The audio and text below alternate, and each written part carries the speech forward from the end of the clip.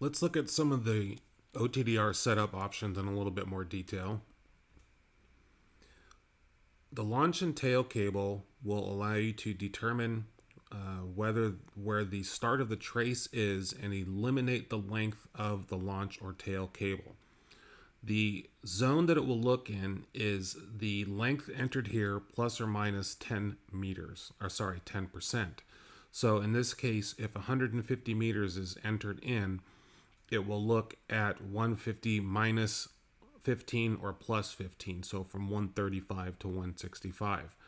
Any reflective event in that range will be determined to be the zero starting point of the trace. So when we look at the trace with the launch cable selected, we'll see that the first event starts at 0. So we'll deselect that for now. We've looked at the setting the wavelengths. Refractive index is a calibration for the length of the fiber per the manufacturer's specifications of the fiber itself. End of fiber detection threshold, EOF, is end of fiber.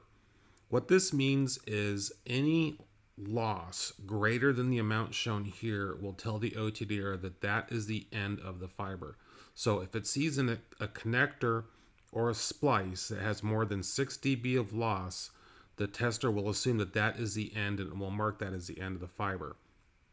You need to be careful here because if you set the value too low, you can have a bad splice that really isn't the end of the fiber, but the tester will think it is the end and mark it as the end of the fiber. So for example, if I put 2 dB in this number and I had a splice that had 2.1 dB of loss, that is a bad splice.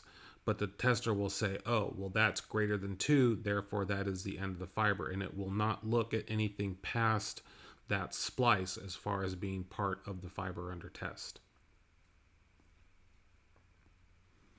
In manual mode, we've discussed our averaging times. So 15 seconds is good for low noise traces, especially if you're using longer pulse widths.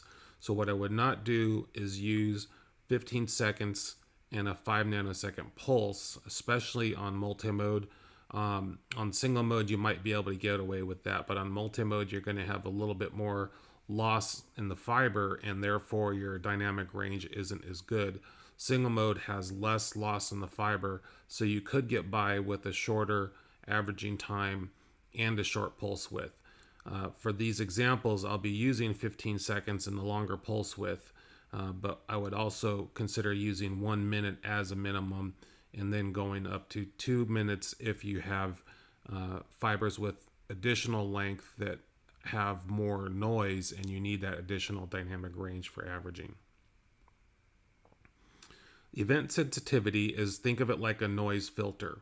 So what this does is the OTDR sees a lot of ripple in the trace, and the math algorithms need to determine whether that ripple is a splice, a connector, or just noise. So the sensitivity, if it's set to low, that means it will ignore a lot of noise in the trace and treat it as noise. If the event sensitivity is on high, it might see some excess noise and consider those to be events like splices or perhaps connectors. So the medium zone is kind of the Goldilocks range. If you set it to high, you're going to see everything in the trace, but you also might see false events. So the best way I would say to do it is leave it on medium, but make sure that your trace isn't noisy. Meaning that you need to have enough dynamic range, meaning you have a high enough pulse width and enough averaging to get a smooth trace. If your trace is noisy, you might need to set the event sensitivity to low to eliminate picking up false events. Distance range, you want to make sure that this is set to approximately twice the actual range of your fiber.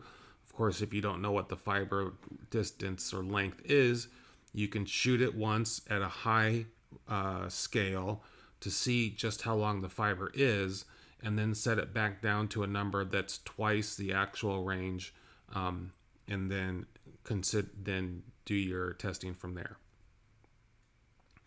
Pulse width. This is the amount of power going into the fiber. 5 nanoseconds is going to give you the shortest pulse width and the shortest dead zones. 10 is a good compromise.